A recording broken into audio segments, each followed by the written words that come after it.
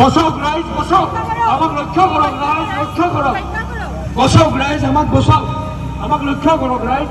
চাওক প্ৰকৃতিপ্ৰেমীসকল, মই ইয়াত থিয় হৈ আছো।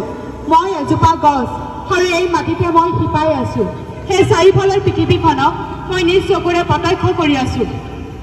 আৰু মই হৈছো বনৰ ৰজা, মোৰ আছে আদম্য সাহস আৰু শক্তি, কিন্তু এই অৰণ্য আজি ধ্বংসৰ পথত ৰাইজ।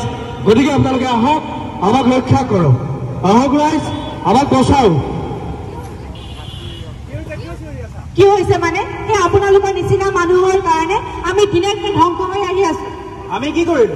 আপোনালোকে বিশ্বাস কৰিব নোৱাৰো। আৰে ৰবাচোন ৰবা, তোমালোকে চিন্তা নকৰিবা। মানুহ আৰু সকলো জীৱ জীয়াই থাকিবলৈ এখন সুন্দৰ আৰু স্বাস্থ্যকৰ পৰিৱেশৰ প্ৰয়োজন। তাৰ বাবে বায়ু, পানী আৰু সেউজীয়া অৰণ্য অতিকৈ দৰকাৰ। সঁচাকৈ, কিন্তু অতিকৈ দুখৰ কথা যে নগৰীকৰণ, বনাঞ্চল ধ্বংস, প্ৰদূষণ আৰু জলাশয়বোৰ পুতি পেলোৱাৰ ফলত আমাৰ পৃথিৱীখন দিনে দিনে ক্ষতিগ্ৰস্ত হৈ আহি আছে, যাৰ ফলত জনসংখ্যা বৃদ্ধি ঔদ্যোগিকৰণে আমাক বিপদে পৰিচালিত কৰিছে। হয়, গছ গছনিবোৰ কাটি ধ্বংস কৰাৰ ফলত তাপমাত্ৰা দিনক দিনে বৃদ্ধি পাই আহিছে, আৰু তাৰ ফলত সাগৰৰ স্তৰ বৃদ্ধি পাইছে আৰু মেৰু অঞ্চলৰ বৰফবোৰ গলিবলৈ ধৰিছে। সঘনাই হোৱা জলবায়ু পৰিৱৰ্তনে উপকূলীয় অঞ্চললৈ বিপদ নমাই আনিছে, আৰু তাৰ ফলত বছৰি হোৱা বানপানীয়ে আমাৰ জীৱনলৈ দুৰ্যোগ মাতি আনিছে। হয়, তাৰ বাবে আমি কি কৰিব লাগিব? আৰু দাদা, আমাৰ বাসস্থানসমূহ সুৰক্ষিত কৰিব পৰা কিবা আশা আছেনে? হৈ আছে, আশা আৰু পৰিকল্পনা দুয়োটাই আছে। শুনক ৰাইজ, আপোনালোকক জনাবলৈ পাই সুখী হৈছো যে AFT সমৰ্থনত অসম চৰকাৰে বন আৰু জৈৱ বৈচিত্ৰ্য সংৰক্ষণ অসম প্ৰকল্প কাম আৰম্ভ কৰিছে। এই প্ৰকল্পটো বন আৰু জৈৱ বৈচিত্ৰ্য সংৰক্ষণ অসম প্ৰকল্প ভাগ 2 হিচাপে নামাকৰণ কৰা হৈছে। ইয়াৰ মূল উদ্দেশ্য হৈছে এখন স্বাস্থ্যকৰ পৰিৱেশ তন্ত্ৰ আৰু এখন সুখী সমাজ গঢ় দিয়াৰ। হয়, এই বিষয়ে আমাক আৰু ৰাইজক অলপমান ভালদৰে বুজাই ক'ব নেকি? হয়, শুনক, আৰু আপোনালোকেও শুনক ৰাইজসকল।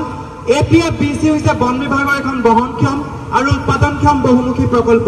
এই প্ৰকল্পৰ জৰিয়তে বনাঞ্চলৰ কাষৰীয়া ৰাইজক অৰ্থনৈতিকভাৱে শক্তিশালী কৰি তোলা হ'ব, আৰু তাৰ লগতে এই প্ৰকল্পৰ সমূহ কাম কাজত আমাৰ স্থানীয় ৰাইজক নিয়োজিত কৰা হ'ব।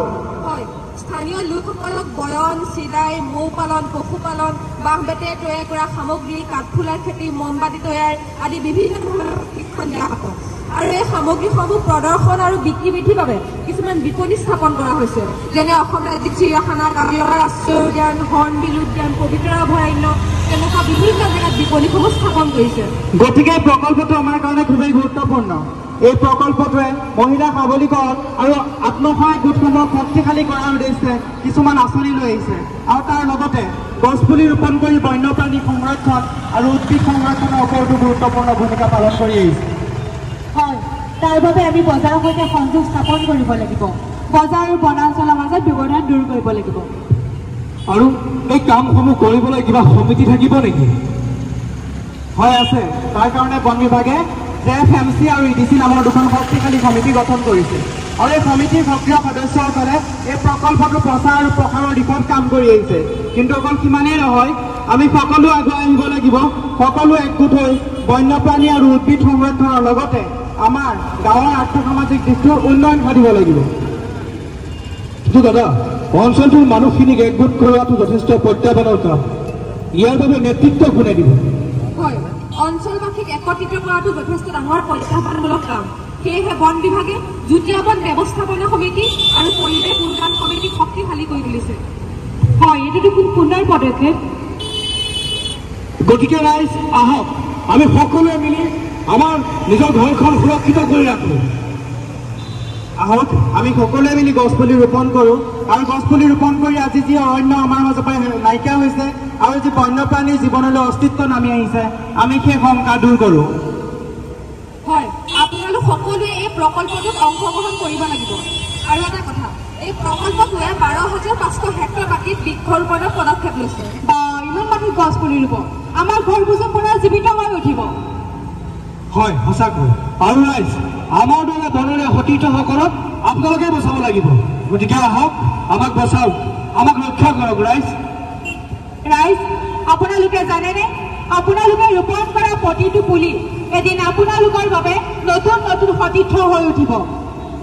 গতিকে আহক ৰাইজসকল, আমি সকলোৱে মিলি অসম চৰকাৰৰ বন বিভাগৰ বন আৰু জৈৱ বৈচিত্ৰ্য সংৰক্ষণৰ অসম প্ৰকল্পভাগ সফল কৰি তোলোঁ আৰু তাৰ লগতে বন্য জীৱ জন্তু আৰু বনাঞ্চল সংৰক্ষিত কৰি আমাৰ উঠি অহা প্ৰজন্মৰ কাৰণে এখন সেউজীয়া সুন্দৰ পৃথিৱী উপহাৰ হিচাপে গঢ় দিওঁ। আহক গতিকে আহক ৰাইজ, এতিয়া আমি সকলোৱে মিলি একেলগে গাওঁ। শুনা শুনা সৰ্বজন আমাৰ আবাহন আই প্ৰকৃতিক পিন্ধাও সেউজা ভূষণ হে হে হে আহা হেইয়া হে হে হে আহা হেইয়া জাঞ্জুৰি মহাবাহু প্ৰকৃতিয়ে দিলে নিৰ্মল জলধাৰা উপচি পৰিলে হে হে হে আহা হেইয়া হে হে হে আহা হেইয়া গছ বছক বন বছক আৰু বছক জল ইত প্ৰাণী অবিহনে সবেও নিশ্চল হে হে হে আহা হেইয়া হে হে হে আহা হেইয়া। গতিকে আহক ৰাইজসকল, আমি সকলোৱে মিলি এখন স্বাস্থ্যকৰ পৰিৱেশ তন্ত্ৰ আৰু এখন সুখী সমাজ গঢ়ি তোলোঁ। ধন্যবাদ সকলোকে। এয়া বাটৰ নাটখন চালোঁ, তো এখেতলোকে পৰিচালনা কৰিছিলে। চ' আহকচোন এওঁলোকৰ মুখেদি অকণমান শুনো। আমাৰ বন আৰু জৈৱ বৈচিত্ৰ্য সংৰক্ষণৰ ওপৰত আমাৰ নাটকখন কৰা হৈছে। গতিকে সকলো ৰাইজকে আহ্বান জনাওঁ, নিজৰ বাৰ্থডে হওক কিবা অনুষ্ঠান পাতিলে কাৰোবাক গিফ্ট দিবলগীয়া হ'লে গছৰ পুলি দিয়ক আৰু নিজেও গছ ৰুৱক। গছ থাকিলে আমাৰ পৰিৱেশ থাকিব, আমি থাকিব পাৰিম। গতিকে সকলোকে আহ্বান এইটোৱে জনাইছোঁ, সকলোৱে গছ ৰুৱক। খুব ধুনীয়া পদক্ষেপ, তাকে থেংক ইউ।